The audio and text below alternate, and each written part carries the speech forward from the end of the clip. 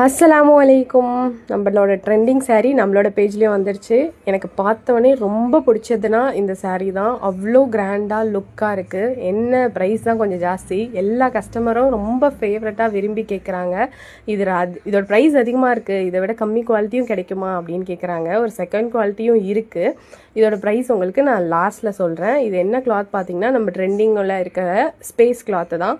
இது வந்து இப்போ சாரீலையும் மேக் பண்ணிகிட்ருக்காங்க. ஸோ சாரீலேருந்து தான் குர்த்திஸ் மேக் பண்ணிட்டு இருந்தாங்க. இப்போ சாரீலே ஹேண்ட் ஒர்க் பண்ணி full and full embroidery work பண்ணியிருக்கு.